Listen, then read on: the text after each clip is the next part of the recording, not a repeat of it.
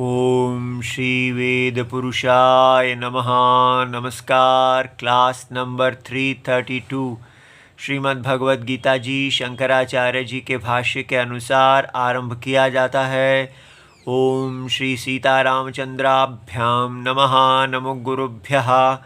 ओम अथ काल देवता श्री संवत् 2081 मार्गशीर्ष कृष्ण पक्षः अमावस्या रविवारः अनुराधा नक्षत्रम दक्षिणायनम हेमंत ऋतु। ओम तत्सत् श्री शंकराचार्याय गुरवे नमः।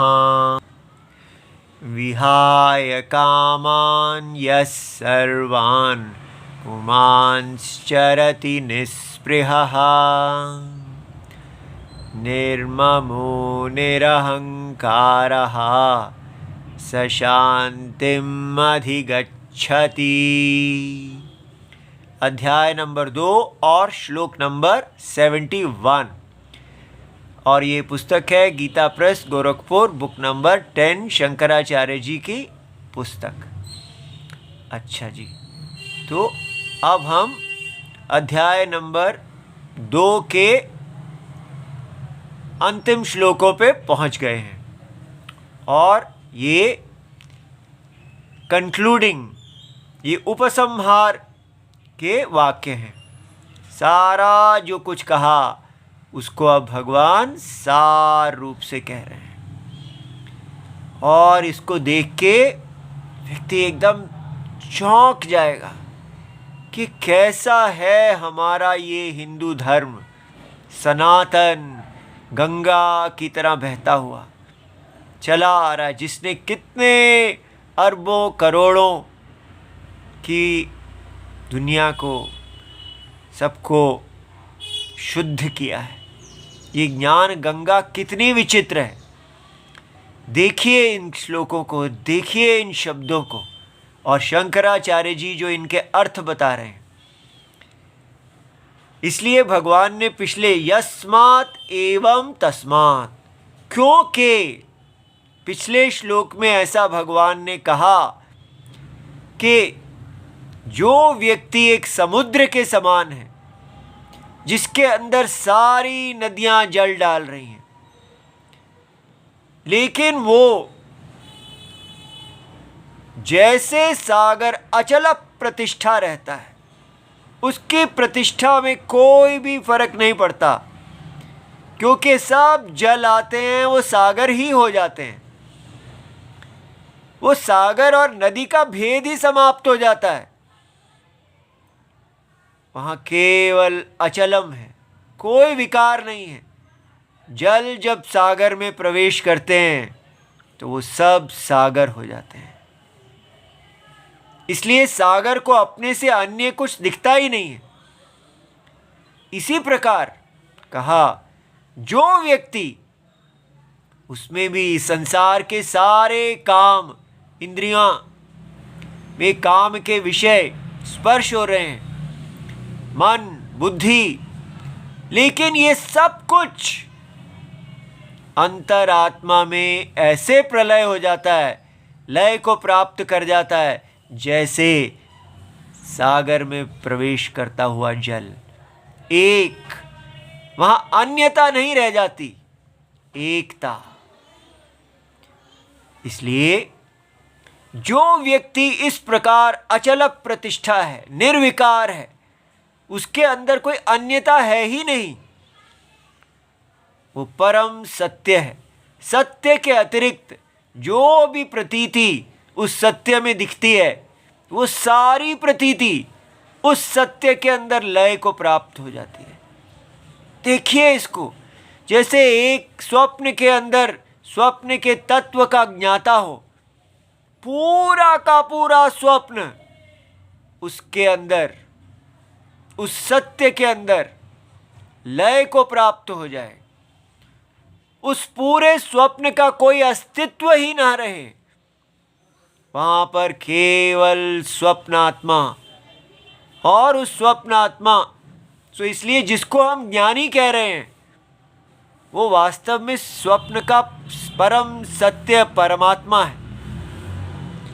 देखिए कैसे ये भगवत गीता एक स्वप्न के अंदर एक लल्लू सा कैरेक्टर जो घूम रहा है, उसको वहां से उस पूरे स्वप्न का वो आत्मा बना देता है। सारा यूनिवर्स इत्यादि सब कुछ, कहाँ उसका हालत ये थी, वो कहता है मैं तो जो मनुष्य नहीं जानता उसकी खोज करता हूँ, हर समय नए नए फ्रंटियर्स को बीट करता हूँ, नई दुनिया में जाना चाहता हूँ, आगे आगे सबसे आगे पर बढ़ने वाला, इतना उत्साही, पूरे यूनिवर्स को खोज लेना चाहता है, पाताल नदियाँ सब कुछ खोज लेना चाहता है, आउटर स्पेस, इनर मॉलिक्यूल्स इत्यादि हर चीज़ में जाना चाहता है, हर पद को प्राप्त कर लेना चाहता है, हर काम को प्राप्त कर लेना चाहता है, काम कामी। और यहाँ क्या कहा, जो काम कामी नहीं है। अब बताइए क्या है ये भारतीय संस्कृति। एक तरफ है काम, काम की इच्छा रखने वाले, विषयों की इच्छा रखने वाले, डिजायर्स की दुनिया, और दूसरी तरफ नो डिजायर, ना उसकी इच्छा मर गई है, ना वो रोगी हो गया है। कैसे डिजायर नहीं रही? क्योंकि सारा स्वप्न प्रपंच उसकी आत्मा में अस्तित्वहीन हो गया। क्या कितनी बड़ी बात है। लेकिन हमारा ये मॉडर्न एजुकेशन सिस्टम केवल यही सिखा रहा है, इच्छाओं को पूरा कैसे करना है, काम कामी कैसे बनना है, अपनी कामनाओं को कैसे पूर्ण करना है। इसलिए हमें पैसा कमाना आ रहा है, इच्छाएं पूरी करनी आ रही हैं, लेकिन जीने का ढंग नहीं आ रहा। सब कुछ सीखा हमने, ना सीखा जीने का ढंग। इसलिए इन काम कामियों को इतना भी नहीं आता है कि कैसे इन इंद्रियों को वश में करना है। इंद्रियों के ऊपर दौड़ना तो सीख लिया है, लेकिन इनको रोकना कैसे है, इनको वश में कैसे करना है। पूरे भारत के एजुकेशन सिस्टम में भूल ही गए वो लोग कि इंद्रियों को वश में कैसे किया जाता है। कितना नालायक देश है ये, पागल किस्म का, अपने आप को कितना तीसमारखा समझ रहा है। पूरा शास्त्र इससे भरा हुआ है कि काम का जय कैसे करना है। और देखिए इस नालायक देश को, इतने विद्वान भरे पड़े हैं, और हमारे भारतीय विद्या की प्रणाली में हम अपने बच्चों को आर्टिफिशियल इंटेलिजेंस करो, ये करो, वो करो, क्या क्या, लेकिन ये नहीं बता पा रहे हैं कि how to be comfortable with your body. अपने शरीर को कैसे धारण करना है शांति से। कितना अजीब, कितना पागलपन है इस देश के अंदर कि वो ये ही नहीं देख पा रहा कि एजुकेशन का पर्पस क्या होना चाहिए, शांति। कि इस शरीर को आत्मा कैसे धारण करे कि वो शांत रहे। आत्मा की शांति कैसे हो, ना हमें पता है आत्मा क्या है। केवल बचपन से लेके अंत तक हम अपने बच्चों को बस बाहर देखो, बाहर देखो, आगे बढ़ो, आगे बढ़ो। अभी नई नई आर्टिफिशियल इंटेलिजेंस आ रही है तो उसको खोल के बैठ जाओ, देखो ये कितने प्रश्न के उत्तर देता है, ये खुद ही सारा सोचता है, विचार करने की शक्ति है इसमें तो है। लेकिन क्या आपके अंदर विचार करने की शक्ति है? आर्टिफिशियल इंटेलिजेंस से ये हो सकता है, वो हो सकता है, वो हो सकता है। आर्टिफिशियल इंटेलिजेंस को कहो कि मेरी इंद्रियों को वश में कर दे भाई, कर देंगे वो? मुझे शांति दे दे, क्या वो दे देगा आपको शांति? पागल की तरह, इतने पागल दुनिया। ये नया भारत एकदम पागल भारत है। देखने का इतना समय ही नहीं है कि देखें तो सही हमारी भगवत गीता क्या कह रही है, क्या कह रहे हैं हमारे शास्त्र। बस उनके नाम पे पैसा कमाना है, नाम कमाना है। देखिए यहां पर, यस्मात् एवं तस्मात्, क्योंकि ऐसा है कि जो व्यक्ति अपनी सारी कामनाएं उसके अंदर लय को प्राप्त हो जाती है, वो शांत मोक्ष को प्राप्त होता है। इसलिए विहाय कामान यह सर्वान पुमान चरति निस्पृहः। देखिए भगवान कहते हैं विहाय, विहाय का मतलब है परित्यज्य। एक होता है त्याग और एक परित्याग। पूरी तरह से किसका त्याग कर देता है? कामान, सारी कामनाओं का त्याग।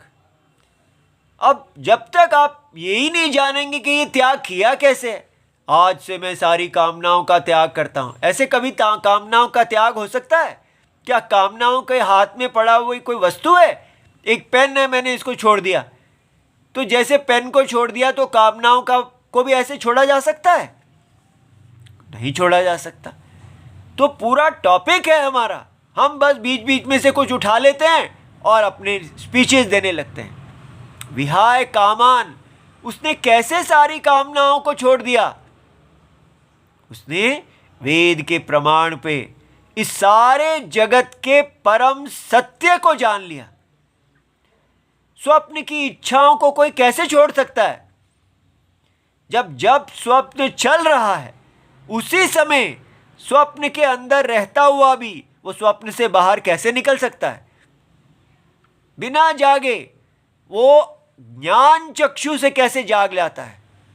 ये है ज्ञान चक्षु का कमाल।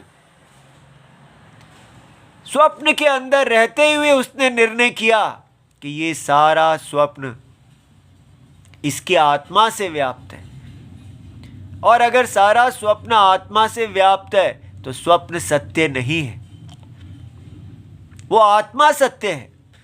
क्योंकि जो व्यापक होता है वो सत्य होता है, जो व्याप्य होता है वो असत्य होता है। जल व्यापक है, लहरें व्याप्य हैं, लहरों का कोई अस्तित्व नहीं है, जल का अस्तित्व है। जिसका अस्तित्व होता है वो सत्य होता है। तो स्वप्न में किस चीज़ का अस्तित्व है? क्या वहाँ के सूर्य, नदियाँ, पहाड़, वहाँ की artificial intelligence, natural intelligence, zero intelligence, जो कुछ भी वहाँ का है, वहाँ की टेक्नोलॉजी, वहाँ की साइंस, वहाँ की इंद्रियाँ, वहाँ की विषय, वहाँ की स्त्रियाँ, वहाँ के पुरुष, क्या उन सब का कोई अस्तित्व है? वो सारा, चाहे वैदिक व्यवहार है या लौकिक व्यवहार है, वो सब का अस्तित्व है उसकी आत्मा। वो चेतन, चेतना जो स्वप्न को जानती है।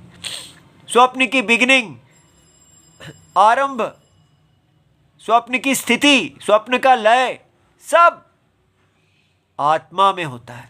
आत्मा की कोई बिगिनिंग नहीं है, आत्मा की कोई एंड नहीं है। आत्मा नित्य साक्षी है। ऐसे नित्य साक्षी आत्मा को उसने जान लिया तो क्या हुआ? अब चाहे इंद्रियां विषयों को देख भी रही हैं, फिर भी वहां पर कोई इंद्रियां और विषयों में कोई सत्यता नहीं है। वो स्वप्न से बाहर चला गया ज्ञान चक्षुओं के कारण। पूरा स्वप्न वहां रहा ही नहीं। ऐसे जो इस पूरे जागृत को देखता है तो विहाय कामान, विहाय परित्यज्य कामान यह सन्यासी। अब उसने लौकिक और वैदिक सभी कर्मों को का उसको कोई औचित्य ही नहीं है। वो सब, उसके सारे फल उसको युगपत प्राप्त हो गए। तो पुमान, ऐसा मनुष्य, सर्वान अशेषतः कार्त्स्न्येन, सारी कोई भी कामना नहीं है, सब पूर्ण है। सोचिए ये कैसे हो सकता है? स्वप्न का आत्मा चरती, तो फिर वो कैसे जी रहा है? ये है, ये देखिए जो शंकराचार्य जी बता रहे हैं, जीवन मात्र चेष्टा अशेषः पर्यटति इत्यर्थः। उसकी चेष्टा किसके लिए है? केवल जीवन मात्र, ये शरीर चलता रहे, बस इतनी चेष्टा। तो एक सन्यासी तो ऐसा कर सकता है जी, हम तो नहीं कर सकते हैं। जो ये करते हैं स्वभाव से ही वो हमारे लिए साधन है। हमें अपने शरीर की रक्षा के अतिरिक्त और क्या चाहिए? लेकिन शरीर की रक्षा के लिए तो सारी दुनिया, इतना बड़ा हमको घर चाहिए, नौकरी चाहिए, पैसा चाहिए, इंश्योरेंस चाहिए, मेडिकल इंश्योरेंस चाहिए, हेल्थ चाहिए, तो कितना बड़ा आडंबर है। यही हमको समझना है कि जो कुछ भी हम कर रहे हैं पहले ये समझ में आए कि वो केवल जीवन मात्र चेष्टा है। अगर इतना गोल जीवन में समझ में आए कि जीवन के अतिरिक्त इस जगत में कोई भी चीज नहीं है जो रक्षा योग्य है, क्या हम यहां पर जीवन मात्र चेष्टा कर रहे हैं? जो व्यक्ति आ गई काम, वो बढ़ता ही जाता है हर चीज में उसको, और कोई व्यक्ति नहीं है जो कहीं रुक जाता है, जो कहता है बस मेरा शरीर के लिए पर्याप्त है, अलम अब मुझे। तो ऐसा अलम प्रत्यय क्यों नहीं आता यहां पर? बस इनफ, ऐसा क्यों नहीं आता? भोजन तक हम अलम नहीं कर पाते क्योंकि आग लगी रहती है इंद्रियों में। बीमार कर लेते हैं अपने आप को, जानते ही नहीं कि जीवन में केवल आपको क्या करना है, अपना जीवन की रक्षा करनी है ताकि इस जीवन से आप धर्म पालन कर सकें। जो कुछ भी संसाधन है वो धर्म पालन के लिए होने चाहिए, ना कि अपनी तृष्णा को पूर्ण करने के लिए। आज तक कोई व्यक्ति अपनी तृष्णा को पूर्ण नहीं कर पाया। तृष्णा अपूर्य है, पूर्ण हो ही नहीं सकती। इसलिए ये हमारा देश काम केवल यही दिखाता है कि कामी, काम को पूरा करने जो व्यक्ति निकला है वो कितना महामूर्ख है। अलेक्जेंडर की इस देश में निंदा हुई कि वो दुनिया को जीतने के लिए निकल पड़ा, कितना मूर्ख था। लेकिन आजकल हम सब अलेक्जेंडर ही हैं। इसलिए व्यक्ति के पास टाइम ही नहीं है कि वो रुके, देखे कि मैं कहाँ जा रहा हूँ, क्या कर रहा हूँ। बचपन से ही हम बस, क्या हम कभी अपने बच्चों को बताते हैं कि ये शरीर को रखने के लिए जितना मिल जाए उतना ही इस शरीर को चाहिए, बस वही हमारी नीड है। उसके बाद क्या है? इस भगवान का यहाँ एक यज्ञ है, उस यज्ञ में हमें अपना योगदान करना है। ये यज्ञ पुरुष हमारी एजुकेशन सिस्टम का बेसिस होना चाहिए था। ये धर्म है, धर्म रूप नारायण, सत्यम और उनका असत्य शरीर। हमें बचपन से ये ज्ञान मिलना चाहिए कि हम इस शरीर के अंग हैं, सबको यूनाइट करने वाला, जोड़ने वाला ये यज्ञ। लेकिन हम भारत में अपने इस यज्ञ को छोड़ के बैठे। इसके जो अंग हैं, जो भी व्यक्ति इस महायज्ञ भगवान का अंगभूत हो जाता है, उसमें काम रहता ही नहीं। क्या काम है, क्या करना है, किस चीज को व्यक्तिगत कामना क्या है? बस अपना कर्तव्य। कितना सुंदर है कि उसको इतना ही चाहिए कि उसका शरीर चले, और वो शरीर भी यज्ञ ही पाल रहा है। बस वो केवल जानता है कि मैं भगवान का हाथ हूं, मैं क्षत्रिय हूं, मुझे भगवान के इस यज्ञमय शरीर में एक स्थान मिला है। उससे मुझे भगवान की आराधना करनी है, भगवान की पूजा करनी है। पूरा भारत, लोगों में इतना राम जी के प्रति प्रेम है, संसार बस कहाँ कहाँ से वो राम मंदिर इत्यादि के लिए आते हैं, लेकिन शिक्षा ही कोई नहीं है। और शिक्षा दो भी तो उसको समझने वाली बुद्धि ही नहीं है। हमारे अंदर इतना कामनाओं का बस पागलपन घुस गया है कि राम जाने हमें कौन बचाएगा। ये कामनाएं नाश करने वाली हैं। जैसे एक दीमक होती है, जिस वृक्ष को काट चढ़ जाती है वो एक हवा के झोंके से गिर जाता है। इसलिए ये यज्ञ पुरुष को इन महात्मा ने जब जाना तो इन्होंने ये देखा कि इन कामनाओं का महत्व क्या है। मैं अपना वर्धन करके क्या कर लूंगा? अपना वर्धन करने से मैं सदा इस महाशरीर का हिस्सा हूं। जो अंग अपना ही वर्धन करने लगता है वो कैंसर होता है। हर शरीर के अंग को बस उतना ही चाहिए कि वो बस पुष्ट रहे, इतना ही। शरीर के अंग की पुष्टि के आगे जीवन मात्र कोई और चीज चाहिए ही नहीं। तो इसलिए फिर इतना पैसा इत्यादि किस लिए? जो कुछ भी है इस यज्ञ के लिए। यहां पर ये व्यक्ति दिन भर, एक ब्राह्मण जीवन भर बैठ के वेद अध्ययन करते हैं, व्याकरण का अध्ययन करते हैं, षडंगों का अध्ययन करते हैं, सुबह से शाम तक नियमित। जैसे सूर्य नारायण उदय होते हैं अस्त होते हैं, उदय होते हैं अस्त होते हैं, एक साइकिल में चले ही जा रहे हैं। जैसे पृथ्वी कर रही है, सारा ब्रह्मांड अपने अपने ऑर्डर से चल रहा है। तो उसी प्रकार मनुष्य नहीं चल सकता क्या? नहीं, हमको तो अपनी दुनिया चलानी है। ये कामनाओं को छोड़ना कितना इंपॉर्टेंट है। क्या हमारी विद्या में ये सिखाया नहीं जाना चाहिए? लेकिन हम इस यज्ञ पुरुष को देखेंगे ही नहीं। ये पता नहीं क्या हो गया, समझ ही नहीं आ रहा किसी को कि वर्ण आश्रम धर्म जो है वो कोई एक्सप्लॉयटेशन नहीं है, वो तो कर्तव्य का स्थान है।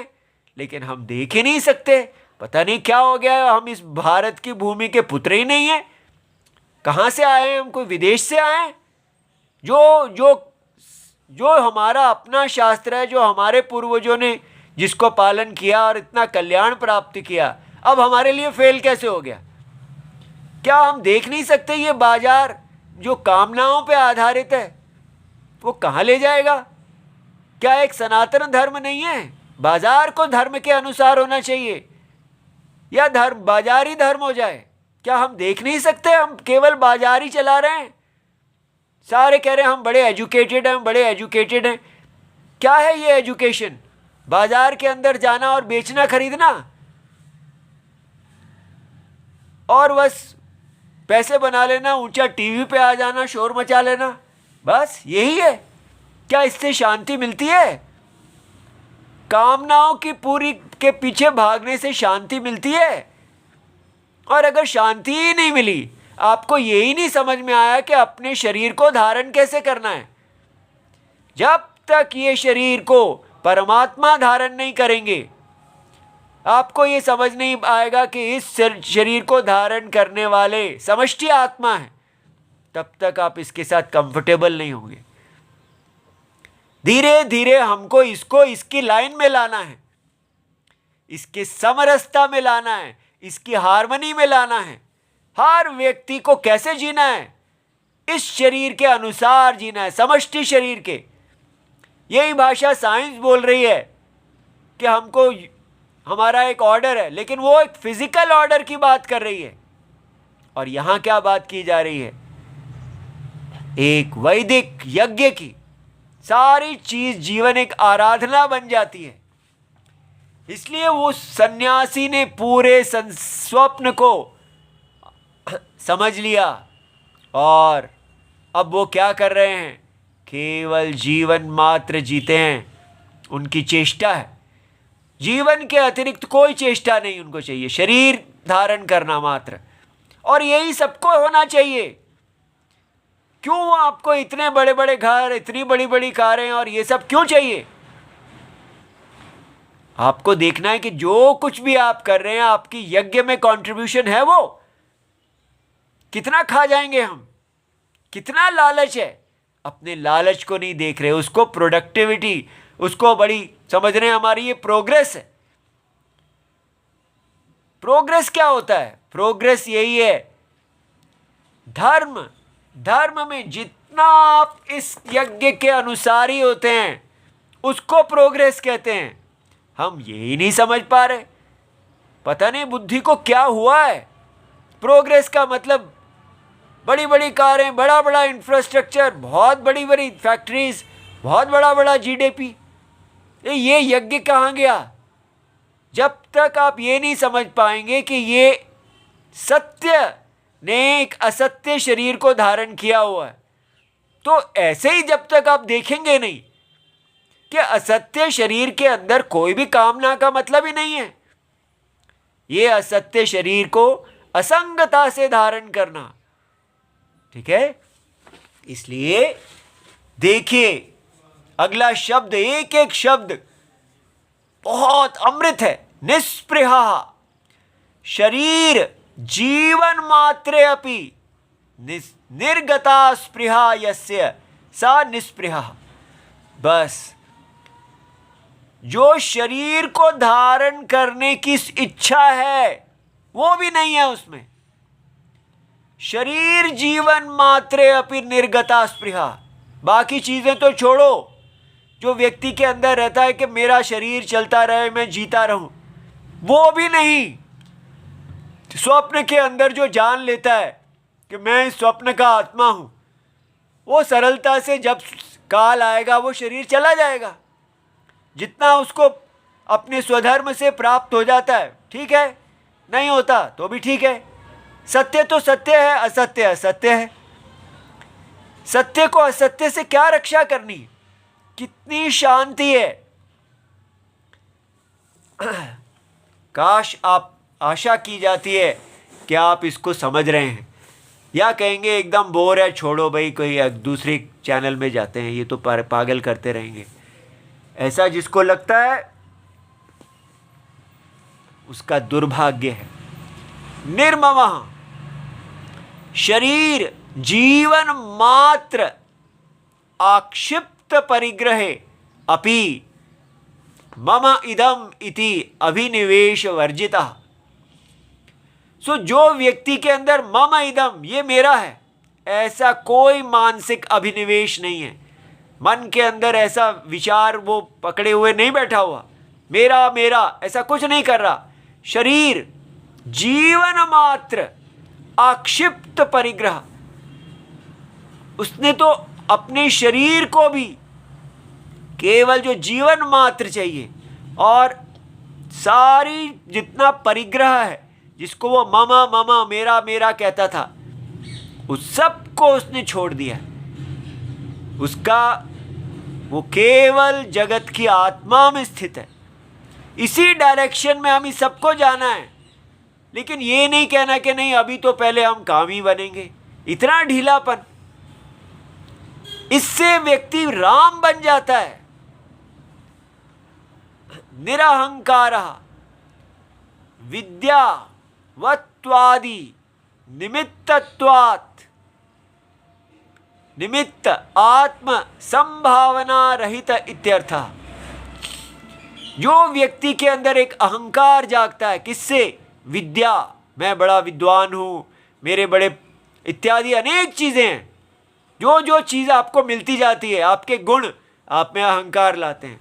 ना हम अपने गुणों के साथ रह सकते हैं, ना अवगुणों से। अवगुणों से शोक में जाते हैं और गुणों से अहंकार में चले जाते हैं। सीखा ही नहीं, कौन सिखाएगा कि गुणों को कैसे धारण करते हैं? जब तक आप आत्मा में नहीं जाएंगे, जब तक ये नहीं देखेंगे कि आपके गुण और अवगुण दोनों मिथ्या हैं, स्वप्न के गुण और अवगुण का कोई अर्थ नहीं है। इस प्रकार उनके अंदर कोई ऐसी संभावना मन के अंदर जो बैठा हुआ विचार है, कुछ नहीं, सब बाधित हो गया। स एवं भूतः स्थित प्रज्ञ ब्रह्मवित्, वो ब्रह्म को जानने वाला ऐसा, शांतिम, शांति को, कैसी शांति है वो, सर्व संसार दुख उपरम लक्षणाम निर्वाणाख्याम अधिगच्छति। स्वप्न के अंदर सारे जो सुख और दुख हैं उन सब से उसकी निवृत्ति है। वो सारे स्वप्न की आत्मा है और उसको स्वप्न के सुख और दुख से कोई स्पर्श नहीं है, कोई मतलब नहीं है। ऐसा व्यक्ति, ऐसा हमारा उद्देश्य हो तो हम सत्य धर्म को देखेंगे और उसका पालन करेंगे। ऐसा उपदेश अर्जुन को दिया जा रहा है, इतना महान ग्रंथ, लेकिन हमारा भारत अभी कहाँ जा रहा है। ब्रह्म भूतः भवति, वो ब्रह्म ही हो गया है। ठीक है, इसलिए ये जीवन है, कैसे हमें जीना चाहिए, इसके लिए एकमात्र उपाय है, राम जी की शरण लें। हे राम जी, हे राम जी, मेरी बुद्धि मेरी शत्रु है, मुझे आप चाहिए। हमें कोई आर्टिफिशियल इंटेलिजेंस नहीं चाहिए, हमको राम इंटेलिजेंस चाहिए। राम जी मेरी रक्षा कीजिए। ओम नमो भगवते वासुदेवाय, प्रणाम।